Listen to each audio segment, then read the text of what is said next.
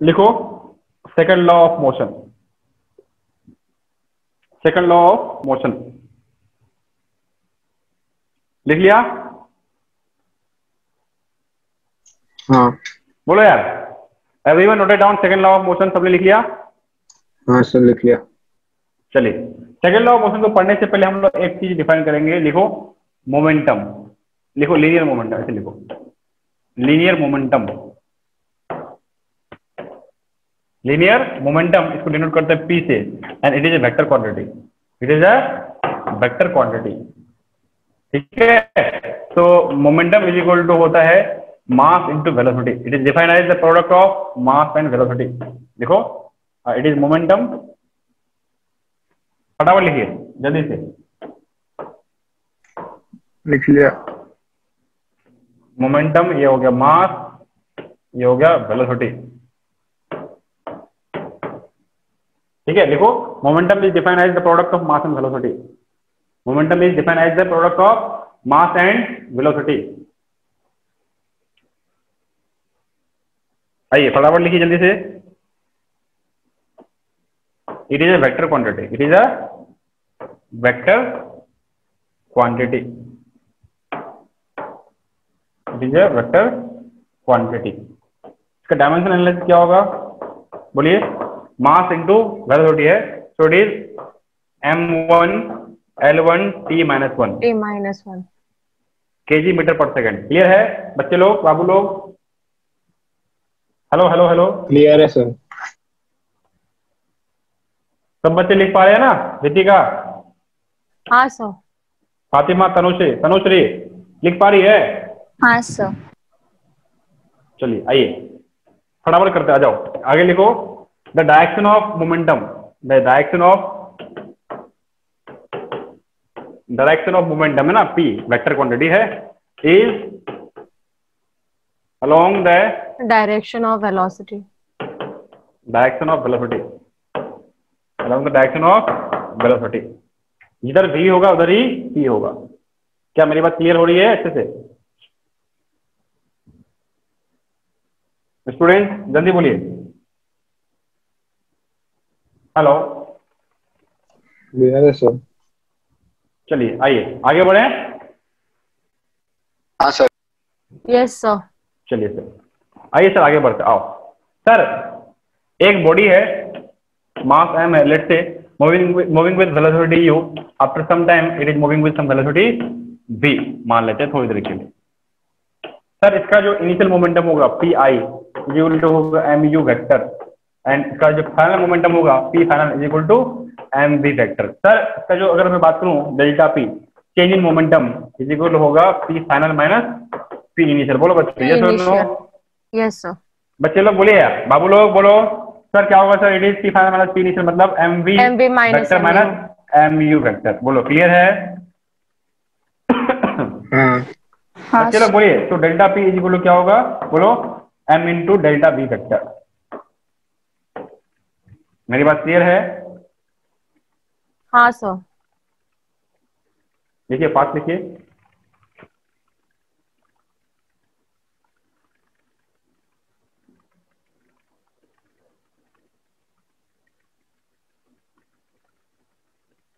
बोलो क्लियर है नहीं है? क्लियर है सर। क्लियर है। चलिए मिटाऊं? नहीं एक सर। मिनट सर, एक मिनट। अरे यार जगह लिखो यार।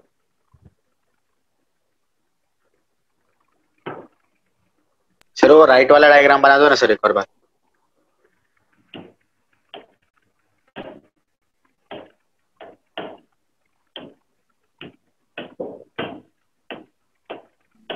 ठीक है सर, हो गया।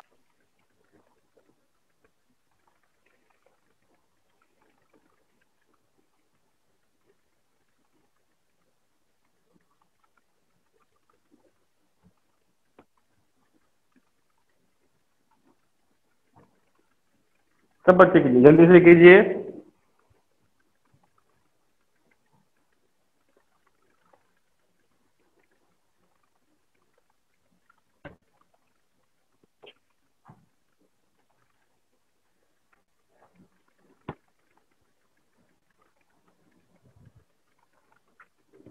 बोलो। हो गया सर। हो गया Clear सर। हो गया? All done, all right. चलिए,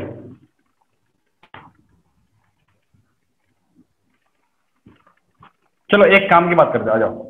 सर अभी क्या सीखा है आपने? Delta P vector is equal to सिखाया आपने M into delta P vector. बोलो सिखाया नहीं सीखा? सीखा सर। बोलो यार। हाँ, ये डेल्टा पी है चेंज इन मोमेंटम, ये क्या है? Change in velocity. वेलोसिटी। लेकिन हाँ, लेकिन delta P is equal to तब भी होगा जब v कांस्टेंट होगा और डेल्टा m होगा, मतलब चेंज इन मास। देखो समझ में आ रहा? देखो ये होने से जो हो सकता है, बोलो यस, ये क्या है? चेंज इन मास। ये क्या है? चेंज इन मास। इसके बारे में बहुत ज्यादा डिस्कस नहीं करेंगे क्योंकि अभी इसके बारे में पढ़ना नहीं है, सिर्फ समझना है कि ऐसा भी हो सकता है। बोलो यस और नो। Yes sir. बच्चे लोग बोलिए। चलिए आइए डिस्कस करते हैं कि ये कहाँ होता है। सर आप समझना, ध्यान समझना। सर ये कहाँ होता है? आप लोग देखे होंगे कि जब रॉकेट को या किसी सैटेलाइट को लॉन्च किया जाता है, देखा है कभी? हाँ मुझे नहीं सर। सर। देखा है कभी? मतलब ओरिजिनल में तो नहीं देखे होंगे, बट आप वीडियो वगैरह में देखे जरूर होंगे। देखा है कभी ऐसा कुछ? हाँ। देखा है सर। ऐसा कुछ देखा है? हाँ कुछ है ना, कुछ फ्यूल जो बर्निंग गैसेस निकलते हैं, गैस, देखा है कभी? अरे बोलो यार। हाँ सर। हाँ sir. Ejected gas, ejected gas है ना, देखा है? तो ये आगे तरफ मूव करता है, ऐसा देखा है कि नहीं देखा? बोल यस और नो। इसके अंदर में अपना क्या होता है? सैटेलाइट रखा होता है। बोलो होता है? हाँ अरे बोला करो यार, भाई साहब बोल दो। हाँ हाँ सर। बच्चे लोग हाँ सर। इसको क्या बोलते हैं? SLV, satellite launching vehicle. क्या बोलते हैं इसको? Satellite launching vehicle. इसी व्हीकल का हेल्प से सैटेलाइट को लॉन्च करते हैं। आप देखे होंगे कि जब स्टार्टिंग में जब गैस को मतलब जो फ्यूल को बर्न किया जाता है, तो फ्यूल की खुद की मास होगी कुछ, यस? हाँ हाँ सर। तो जैसे ही फ्यूल बर्न होता है तो फ्यूल क्या हो गया? कंज्यूम हो रहा है। उसकी मास घट रही है कि बढ़ रही है? ये कांस्टेंट है। फ्यूल की मास घट रही है। घट रही है। घट रही है सर। हाँ ओवर ओवरऑल पूरे इस मिसाइल जो भी कुछ जो व्हीकल है, इस पूरे व्हीकल की मास घटी बढ़ी? व्हीकल की तो सेम ही है ना। अरे सर घटी। ऑयल उसका फ्यूल किधर है? फ्यूल उसके अंदर में रहता है ना। हाँ तो मास घटा सर। अरे यार तुम लोग भी कैसे यार जवाब देते हो यार, सोच समझ के बोलना है। तो क्या इसके अंदर जो फ्यूल है, क्या वो फ्यूल के बर्निंग होने की वजह से इस पूरे ओवरऑल पूरे सिस्टम का मास घटा है बढ़ा? घटा। हाँ, ये कंटिन्यूसली होते रहता है। समझ में आया? डेल्टा एम आएगा, change in momentum, yes. Delta M आएगा, इसके वजह से चेंज इन मोमेंटम आएगा। बोलो क्लियर है? हाँ सर। Hello hello hello. हाँ अरे सर। बोला करो यार। सर वीडियो अच्छा, लैग हो रहा आप है ये भी सर। देखे होंगे, आप सुने होंगे कि ये कुछ कुछ स्टेज होते हैं, स्टेज 1, स्टेज 2, स्टेज 3, ऐसा कुछ होता है, देखा है? स्टेज 1 में कुछ पार्ट को डिटेच कर देते हैं, सुना है ऐसा कुछ? हाँ सर। अरे यार बोलो यार। यस मतलब सर। दे हाँ sir. Detach some part in the first part, फिर वो आगे बढ़ता है। जैसे ही डिटेच किया तो क्या इसका कुछ मास और भी घट गया? हाँ। हाँ। हाँ। ठीक है, फिर नेक्स्ट इसमें आता है, फिर और भी घटते घटते फाइनली अपने पास ये बचता है जो अपना सैटेलाइट अपने इसमें ऑर्बिट में रख दिए जाते हैं, जो घूमते रहता है, तो ये बचता है ना? तो ड्यूरिंग दिस प्रोसेस क्या हुआ? चेंज इन मासेस हुए, एंड चेंज इन मास की वजह से क्या हुआ? डेल्टा पी हुआ, that is change in momentum. तो क्या मोमेंटम का चेंज सिर्फ डेल्टा भी की वजह से होता है या फिर डेल्टा एम की वजह से हो सकता है? दोनों के वजह से हो सकता है। हो सकता है। अभी अपने को कौन सा वाला पढ़ना है? दूसरा वाला sir. Delta V. Delta B वाला है ना? कौन सा वाला पढ़ना है? डेल्टा। डेल्टा बी वाला। मेरी बात क्लियर है? हाँ सर। आइए फटाफट लिख लीजिए, जल्दी से लिखिए फटाफट जल्दी से। ऐसा भी होता है, नोट करके लिख लो, एंड लिख लो। इसके बारे में यहाँ अभी नहीं पढ़ना है, लिख लो। इसके बारे में यहाँ नहीं पढ़ना है, यहाँ नहीं पढ़ना। यहाँ से लिख लो, बाद में पढ़ेंगे। वी विल स्टडी लेटर होने से लिखो, ये लंबा हो जाएगा। We will study later on about this fact. Campus से कोई मतलब नहीं, जब पढ़ना होगा पढ़ेंगे। क्लियर है मेरी बात? कब पढ़ेंगे? 12th क्लास में पढ़ेंगे। बोलो यार, समझ में आती है बात नहीं आती है? हेलो हेलो आती हेलो। है सर। हाँ सर। मिटाए मिटाए? हाँ, हाँ सर। मिटा दूं? हाँ। मिटा दो सर। चलो, हाँ आओ, एक बात और, delta P vector is equal to हो गया M into delta V vector, है ना?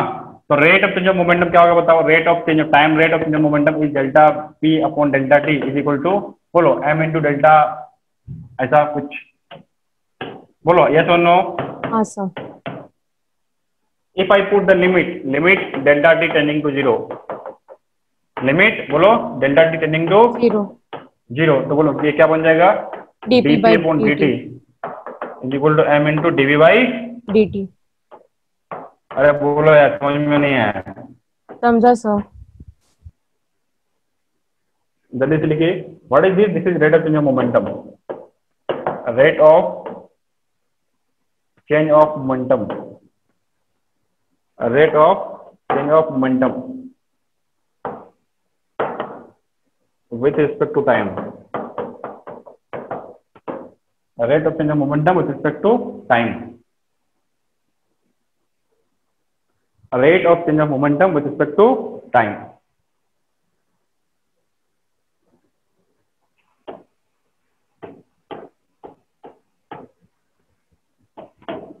जल्दी कीजिए, फास्ट कीजिए।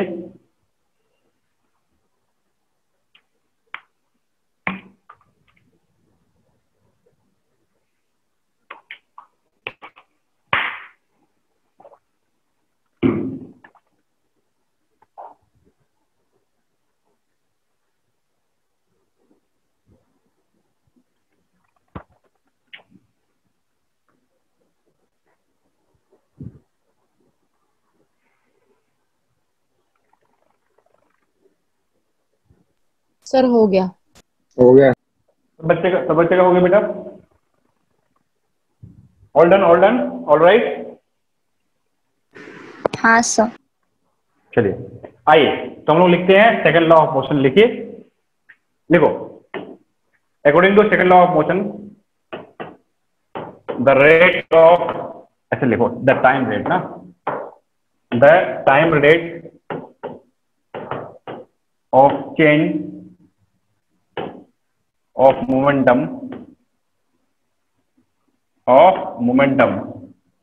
the time rate of change of momentum is directly proportional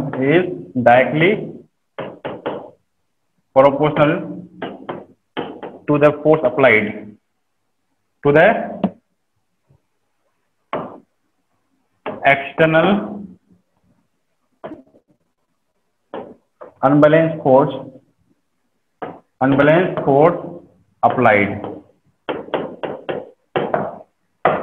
and is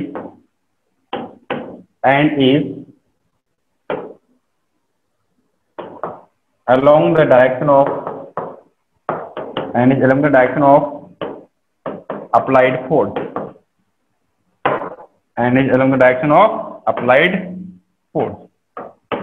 बोलो, क्लियर है मेरी बात? बोलो यार, बच्चे लोग बोलिए, बाबू लोग, सब बच्चे बताइए, क्लियर है अच्छे से ना? कोई डिफिकल्ट तो नहीं बोला इसमें मैंने? नहीं सर। नहीं सर, क्लियर है। चलिए आगे आगे बढ़े। सबका लिख के हो गया ना?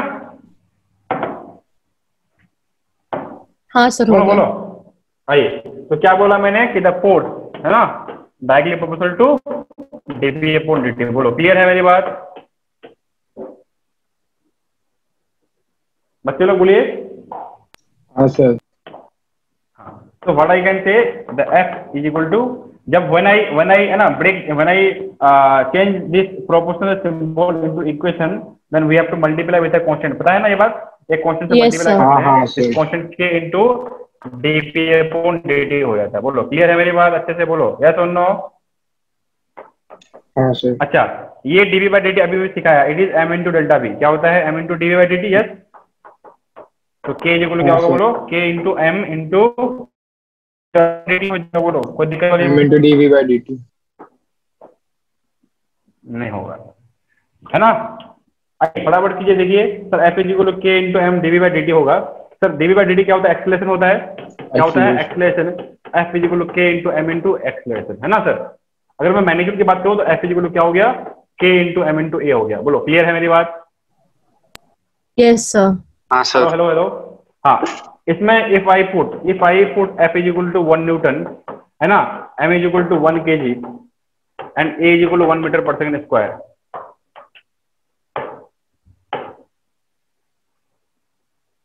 है ना, a is equal to 1 metre पर second square, then what you get, k is equal to 1, then क्या मिलेगा बोलो, k इज इक्वल टू 1 मिलेगा। तो f इज इक्वल टू क्या होगा बोलो, f is equal to m into a हो जाएगा। This is also second law of motion. ये क्या है, सेकंड लॉ ऑफ मोशन है, ठीक है। If you want to write you can add the vector symbol also, कोई बुरी बात नहीं है इसमें, चाहो तो लिखो नहीं तो छोड़ दो, मतलब समझ में आना चाहिए। जैसे यहाँ भी मैंने छोड़ दिया, चाहो तो लिखना है लिख लो, तुम्हारे मन की मर्जी। बोलो क्लियर है बच्चों। हाँ, लेकिन जब रिप्रेजेंट करेंगे तो रिप्रेजेंट करते वक्त हमें लिखना है, because f is a vector quantity, acceleration is also a vector quantity, you have to take care of this thing. लेकिन ऐसे समझने के लिए अगर चाहो तो directly f is equal to m into a समझ में आना चाहिए। क्या मेरी बात क्लियर है बच्चे लोग, बोलिए। चलिए फटाफट लिखिए, जल्दी से लिखिए, सर आगे बढ़े आगे बढ़े। थोड़ा चेक करिए ना सर, कुछ बहुत पूरा ब्लर है सर, आपका आवाज भी ठीक से नहीं आ रहा। मेरी आवाज ठीक से नहीं आ रही, मेरी आवाज को क्या हो गया, ये किसकी हिम्मत है मेरी आवाज की, मेरी स्क्रीन तो साफ दिख रहा है मेरे को यार। Other students you are able to see screen clearly. तो थोड़ा ब्लर हो गया सर। हाँ सर। अभी देखो,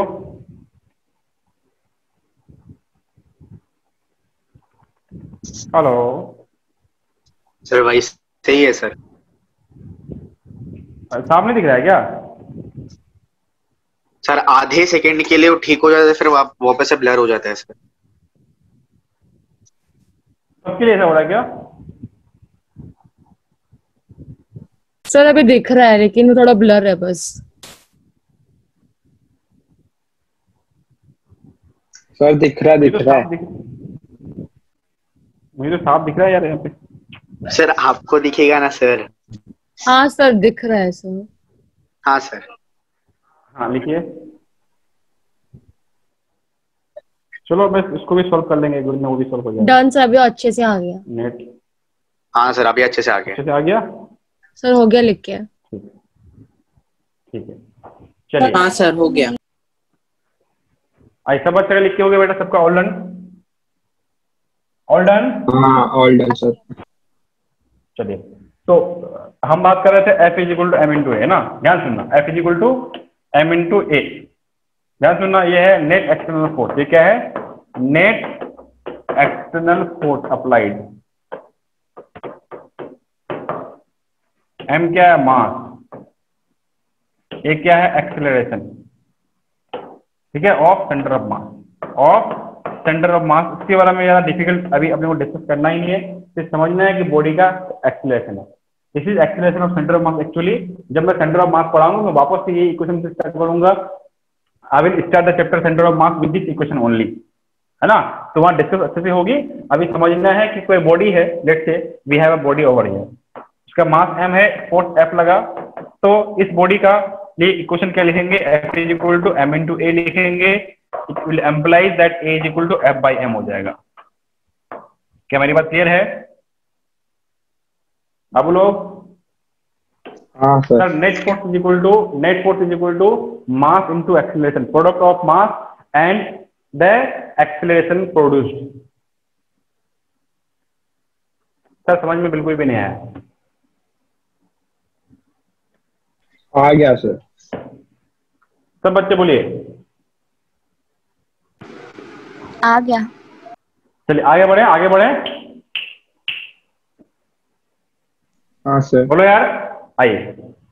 मैंने एक मिनट सर, एक मिनट सर। अरे मैं मिटा दिया। वहां तक हो गया था, वहां तक हो गया था। हाँ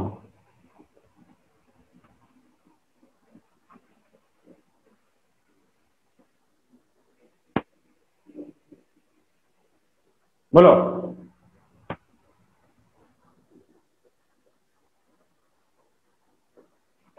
हेलो हेलो हेलो। हाँ सर। हाँ चलिए सर, हो गया सर। चलिए सर, आइए एक चीज मैं पूछता हूँ अपने बच्चे से, है ना। देखो, which of the following is Newton, which of the following is the most correct Newton law of the motion.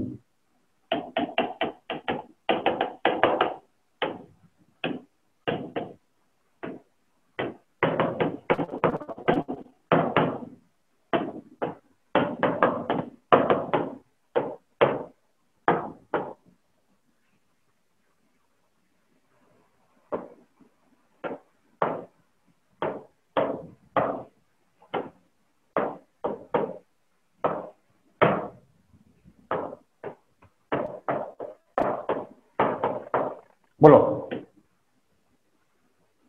Which of the तो फॉलोइंग क्वेश्चन क्या है? Is, which of the following is the most correct for Newton's laws of motion? Newton's laws of motion.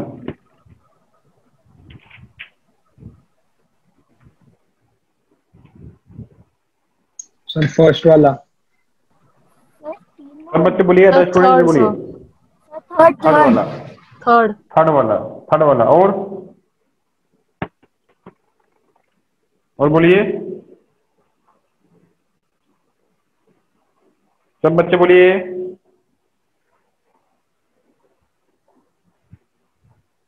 बोलिए, कौन सा होगा sir? बोलिए, पहला वाला, दूसरा वाला, तीसरा वाला, कौन सा वाला? ये none of this, which one? पहला वाला। क्यों? क्योंकि सर फोर्स लगाने से एक्सीलरेशन मिलता है, फोर्स लगाने से एक्सीलरेशन मिलता है, ठीक है, ना कि एक्सीलरेशन से फोर्स मिलता है। मेरी बात क्लियर हो रही है? हेलो, किसी बॉडी नहीं में पहले सर। फोर्स लगाओगे तब ना एक्सीलरेशन मिलेगा। किसी बॉडी हाँ पे सर। अगर फोर्स लगाओगे तब ना एक्सीलरेशन मिलेगा यार। हाँ सर। हाँ तो force is the cause of अच्छा। एक्सीलरेशन, है ना। फोर्स की वजह से एक्सीलरेशन आता है, इसलिए acceleration is okay equal sir. To force by M होना चाहिए। मेरी बात क्लियर है? तो समझ में बिल्कुल भी नहीं आया, है ना। क्या लिखोगे? सिंस फोर्स इज, समझना, इक्वेशन दोनों सही है, लेकिन मोस्ट करेक्ट की बात करेंगे तो ये सही होगा। ऐसे क्वेश्चन आपके एग्जाम में आते हैं, ऐसे ही लोगों को बेवकूफ बनाते हैं ना। क्या लिखोगे? Force is the cause, force is the cause of acceleration. मेरी बात क्लियर है बच्चे लोग? हाँ बोलो यार। हेलो क्लियर है सर। Hello hello. हाँ चलिए, यस सर, क्लियर। लिखिए लिखिए, application of NLM, application of NLM, Newton laws of motion के एप्लीकेशन की बात करते हैं। आओ, सर थर्ड वाला किधर गया लॉ? थर्ड वाला लोग बाद में पढ़ेंगे अपन। ठीक है सर। आइए, चलिए क्वेश्चन है, देखिए पहला क्वेश्चन से एग्जांपल है, basically it is your example, है ना। आइए, तो we have a block of mass 3 kg placed over a surface. Okay, तो मैंने आपको सिखाया था कि अगर if this body will apply a force on the ground, on the surface because of its weight, then the ground या फिर surface will also exert a force in opposite direction. Okay, that force is called normal reaction force and we have to find out here that normal reaction force. अपने को वो force अब निकालने हैं। Clear है बच्चे लोग? जल्दी से कीजिए।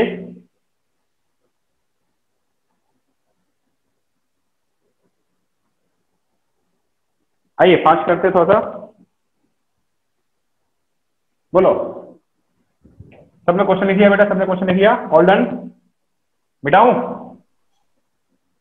हाँ सर। हाँ तो आइए, चलिए, तो अपने को दिखता है क्या इधर? देखो जरा, नीचे लगा 30 mg ना, 3 × 10 30 हो गया। बोलो यस और नो? ऊपर में लगा हाँ नॉर्मल सर। रिएक्शन फोर्स, बोलो, है ना। इसका एफबीडी बनाएंगे तो क्या दिखेगा? एफबीडी में नीचे लगा 30, ऊपर में लगा n। बोलो, ये बॉडी इस डायरेक्शन में मूव कर रहा है क्या? क्या ये बॉडी इस डायरेक्शन में मूव कर रहा है? नहीं सर। नहीं कर रहा है। नहीं। एक्सीलरेशन कितना होगा? 0। हाँ हाँ। मतलब a 0 हो गया ना इसका। हाँ सर। बोलो। तो F net on the body, F net on this body is equal to mass into its acceleration. F net कितना होगा बोलो, n माइनस 30, n ऊपर गया 30 नीचे गया, तो n minus 30 is equal to m into a कितना है 0 है, तो इट इज इक्वल टू 0। तो n कितना है बोलो बेटा, 30। 30 न्यूटन है। बोलो सवाल इजी है टफ है? इजी है। Yes sir. इजी था सर। फर्जी सवाल सर, बहुत ही फर्जी सवाल है सर, ये फर्जी सवाल है। हमारे स्टूडेंट, मैंने जान के आपको पहला क्वेश्चन ऐसे ही करवाया ताकि आप समझ पाओ कि exactly f net is equal to M into a होता क्या है। क्या मेरी बात क्लियर है यस सर। बच्चे लोग? बोलिए। हाँ सर। चलिए, सबने लिख लिया और noted down. Sir F net में n-30 क्यों करेंगे?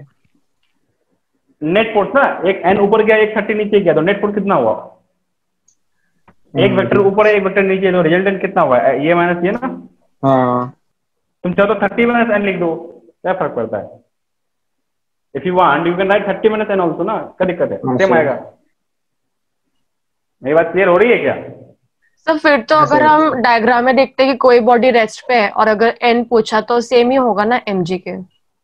हाँ, एमजी के इस कंडीशन में सेम होगा, किसी और कंडीशन में अलग होगा, डिपेंड करता है। भी बहुत सारे क्वेश्चन तेरे सामने में आएंगे, वन बाय वन हाँ। तुम्हें क्लियर होते जाएगा।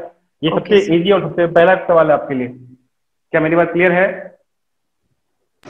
हाँ। आगे बढ़े। Yes sir.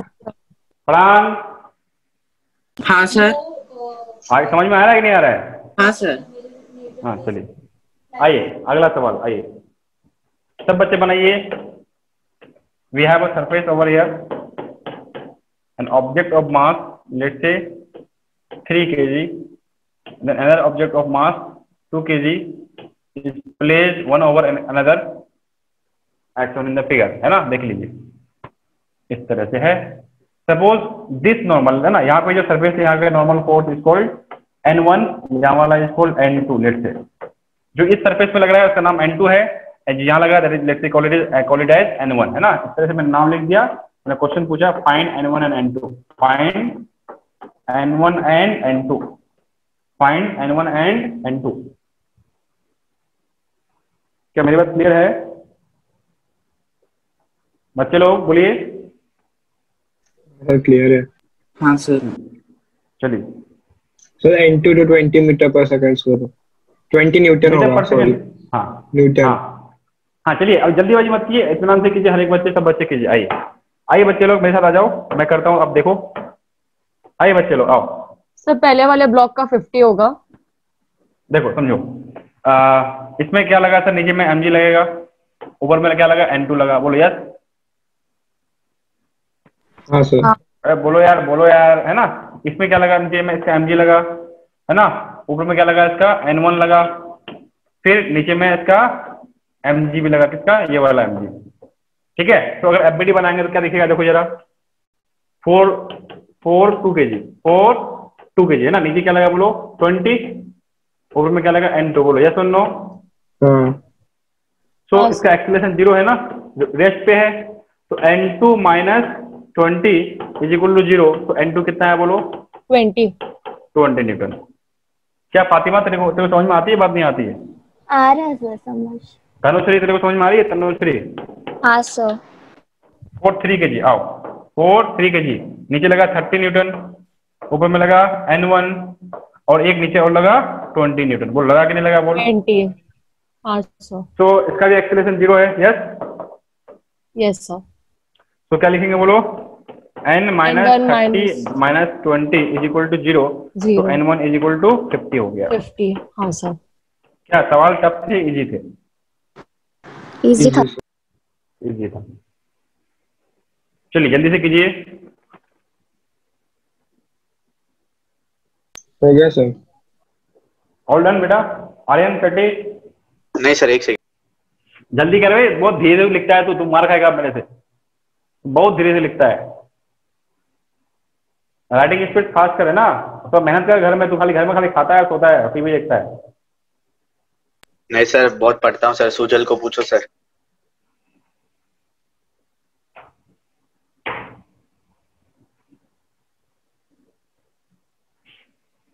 चलो मिटाए।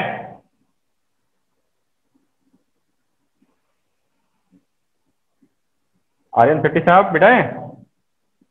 हाँ सर, मिटा दो सर। सच में? हाँ सर। चलिए अगला सवाल लिखते हैं, आ जाओ।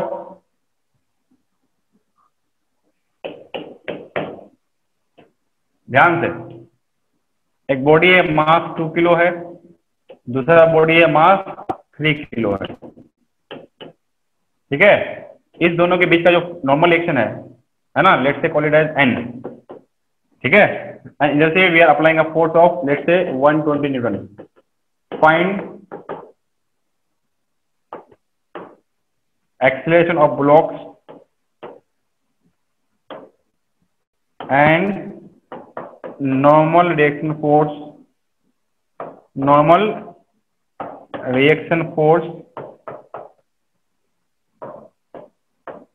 between them. Normal reaction force between them. Normal reaction force between them.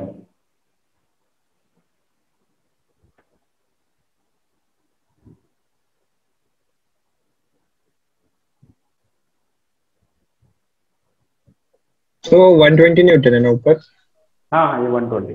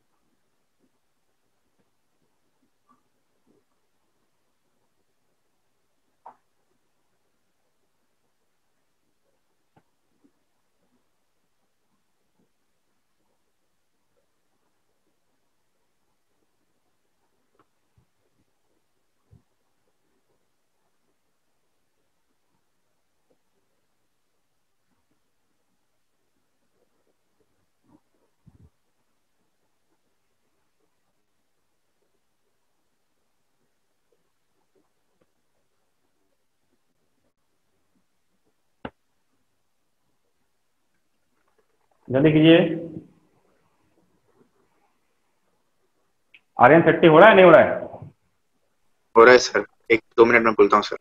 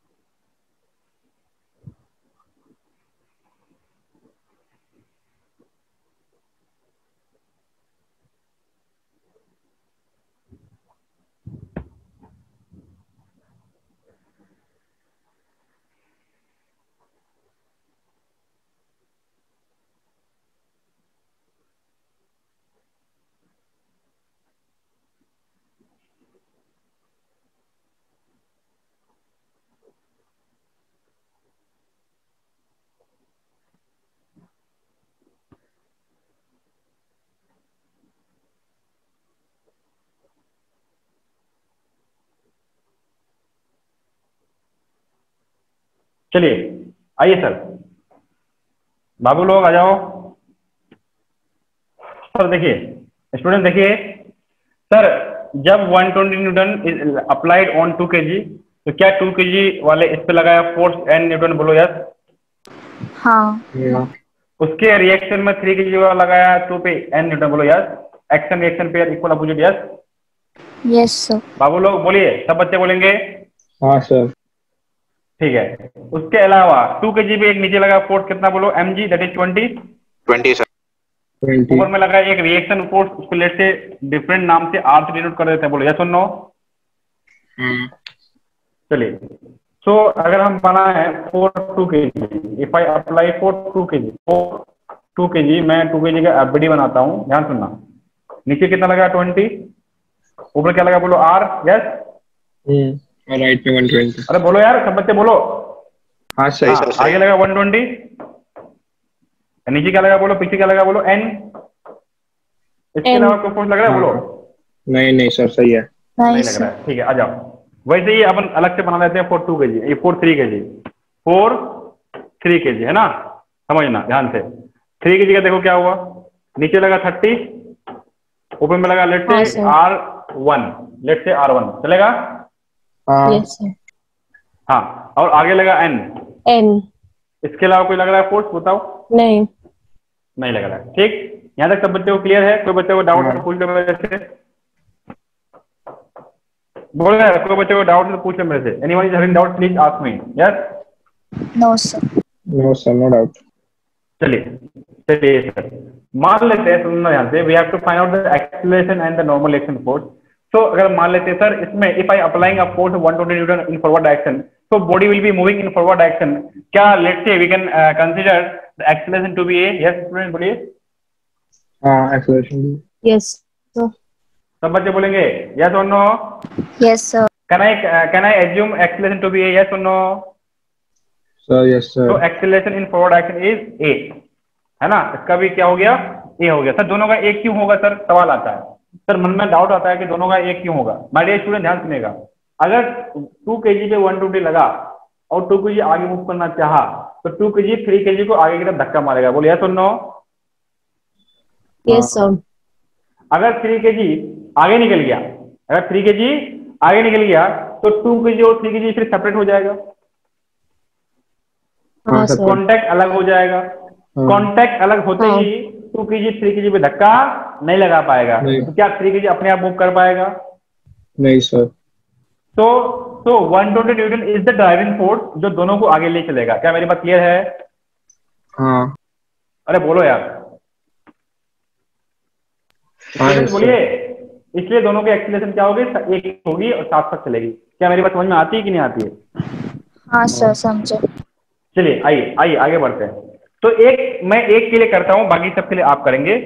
देखिए क्योंकि अभी क्या है कि दोनों डायरेक्शन में फोर्स आ गया, एक्स और वाई दोनों आ गया, तो मैं एक करके बताता हूं, दूसरी बार से हम लोग बार बार नहीं करेंगे। आइए समझते हैं।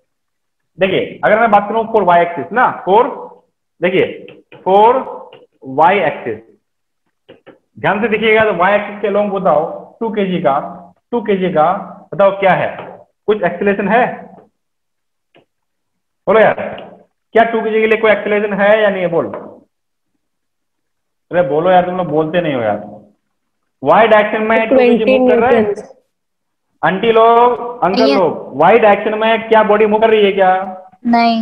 नहीं सर। नहीं कर रही है। तो ए 0 है ना, इसका मतलब क्या होगा बोलो, r - 20 equal to ma, that is 0। तो r is equal to 20 newton. क्या मेरी बात क्लियर है? Hello hello hello hello. Yes sir. Yes sir. अरे बोलो यार, बोलो यार, बोलो बोलो, समझ में आ रही कि नहीं आ रही बात? सर मुझसे तो आर तो पूछा तो ही नहीं लेकिन गया उस पे फोर्स तो लगा रहे ना, तो वो मूव तो होने वाला है। था। इस डायरेक्शन में मूव कर रहा है क्या? नहीं, डाउनवर्ड उसमें डायरेक्शन में रहो, होगा। वाई डायरेक्शन की बात कर रहा हूँ। क्या वाई डायरेक्शन में कोई मोशन है बॉडी का, कोई एक्सीलरेशन है? Is there any acceleration along Y axis? Yes. Sir क्या आप कौन सा फॉर्मूला लगाते हो? r - 20 is equal to acceleration का। एफनेट, एफनेट, अरे एफनेट भैया, इधर एक F1 लगा, एक इधर F2 लगा, नेट फोर्स कितना? दोनों का डिफरेंस ना। अरे एक फोर्स इधर लगा है F1, एक लगा इधर F2, तो नेट फोर्स कितना लग रहा है? 0। अरे एक फोर्स इधर है F1, एक फोर्स F2, तो नेट फोर्स कितना लग रहा है मेरे पे? Hello sir, hello hello hello sir. हाँ सर, आवाज आ रही है? सर मुझे अरे बोलो आपका यार। आवाज ही नहीं आ रहा है। ये आवाज नहीं आ रही है? अभी आ रही है आवाज? सर आपकी आवाज नहीं आ रही थी अच्छे से। हाँ सर, अभी नहीं आ रही है आवाज? अभी आ रहा है सर। हाँ मुझे बताओ, अगर एक फोर्स लग रहा है मुझे इधर F2, एक लग रहा है इधर F1, तो मुझ पर नेट फोर्स कितना लग रहा है? 0। F2 माइनस अरे F1। यार तुम लोग कैसे मार खाओगे, एक एक को मारूंगा अभी। मैंने वैल्यू बोल रहा हूँ कि 0 बोल रहे हो? ये F1, ये F2, ये 100 न्यूटन, ये 50 न्यूटन, तो 0 हो जाएगा। 50 नहीं, न्यूटन। 100 न्यूटन वो सुना नहीं। हाँ। एक F1 एक F2 तो 0 हो जाएगा। नहीं। क्या बोलोगे? F1 माइनस F2 क्या बोलोगे? F1 minus F2। F1 minus F2 बोलोगे। क्या मेरी बात क्लियर है? हाँ सर। हाँ sir. It is F1 minus F2 ना यार, डिफरेंस होगा ना। हाँ सर। मैं थोड़ी बोल रहा हूँ कि दोनों इक्वल है। एम आई सेइंग दोनों बोथ आर इक्वल? नहीं। No sir. Then how are you saying, why you are saying it is 0? So the difference है ना, इक्वल अपोजिट फोर्स होगा तब नेट 0 हो जाएगा, अदरवाइज क्या होगा? दोनों का डिफरेंस होगा F1 माइनस F2। तो अभी एक R ऊपर है एक 20 नीचे है, दोनों का डिफरेंस इज नेट फोर्स ना, तो R minus 20 and that must be equal to MA। मैं बात कर रहा हूँ F net is equal to MA, F net is equal to M into A की बात कर रहा हूँ। तो F नेट तो तुम्हारा कितना है? R माइनस 20 है। कितना है? R minus 20 is equal to MA। A कितना है? 0 है, तो इसलिए 0 लिखता हूँ। हाँ सर समझा। अरे यार, समझा। समझा सर। इसलिए R is equal to 20 newton. क्या मेरी बात क्लियर है? बोलो बोलो। हाँ सर। एंड फोर हाँ sir. And for X axis, अब जाओ एक्स एक्सिस में। फोर एक्स एक्सिस बताओ, क्या एक्स एक्सिस में एक फोर्स इधर 120 इधर n? बोलो नेट फोर्स कितना? 120 माइनस n, यस और no? Yes sir. Yes sir. F net is equal to बोलो 120 माइनस n। मेरी बात समझ में आती है हाँ कि नहीं आती सर। है? आती है सर। तो हाँ ध्यान सुनना, आती है सर। 120 माइनस n, n का वैल्यू पता नहीं है, तो 120 minus n is equal to ma। Yes sir. Yes sir. अरे बोलो यार। Yes sir. हाँ yes sir. Sir. So it is 120 minus n is equal to ma। m कितना है? 2 किलो, तो 2a हो गया। क्या बात समझ में आती है क्या? ये इक्वेशन नंबर 1 बोलेंगे इसको। हाँ सर। हाँ अरे सर बोलो आती है। यार। हाँ सर हाँ आती। सर। आ जाओ अब 3 kg के लिए बताओ, 3 kg के लिए बताओ कितना? R1 is equal to 30 newton. बोलो यस और नो? ये तो फर्जी फर्जी हो यस गया। सर। अरे ठीक है। हाँ। हाँ अब इस डायरेक्शन में बताओ एफ नेट कितना है? बोलो n, इसके अलावा कोई तो फोर्स है ही नहीं। n equal equals to to M बोलो हो जाएगा। n इज इक्वल क्या होगा? ma हो जाएगा, है ना? तो n इज n, मुझे मालूम नहीं n का value, m is 3 kg, so n is equal to 3 into a। Equation number 2। कुछ समझ में आता है बात? सर आपका वॉइस बहुत क्रैक हो रहा है। हैं? अभी समझ में आ रहा है? आगे की तरफ n लग रहा है और एक्सीलरेशन a है, तो n is equal to ma। हाँ अरे बोलो यार।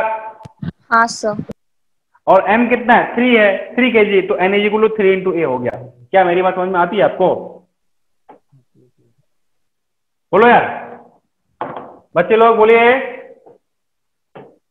हेलो हेलो हाँ sir. Hello hello hello hello. Hello hello sir. हाँ, ऑन सॉल्विंग इक्वेशन 1 एंड 2 बताइए सर। दो इक्वेशन, दो वेरिएबल है, 120 minus n is equal to 2a है एंड यहाँ से n is equal to 3a है सर। सर दोनों को अगर ऐड कर देंगे सर तो क्या हो गया? ये n और n कट जाएगा, तो 120 इज इक्वल टू 5a आ गया सर। इसका मतलब एक्सेलरेशन मिल गया अपने को, a is coming to be, बोलो कितना? 120 बाई 5 है सर 24। 24। 24 मीटर पर सेकंड स्क्वायर। सर समझ में नहीं आया बिल्कुल भी। अरे बोलो यार। समझा। आ गया सर। समझा है ना? सर। यस। और तुम्हारा क्या हो गया? ए आ गया, तो n कितना बताओ? n is equal to 24 into 3 that is 72 newton. Sir कुछ भी समझ में नहीं आया सर। समझ गया सर। चलिए बनाइए, डू इट फास्ट। सब बच्चे करेंगे, जल्दी से करेंगे।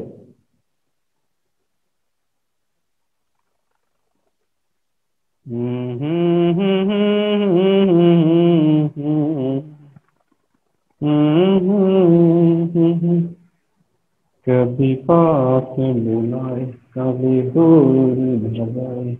अच्छा, लिखने के लिए आपको ऊपर चाहिए क्या?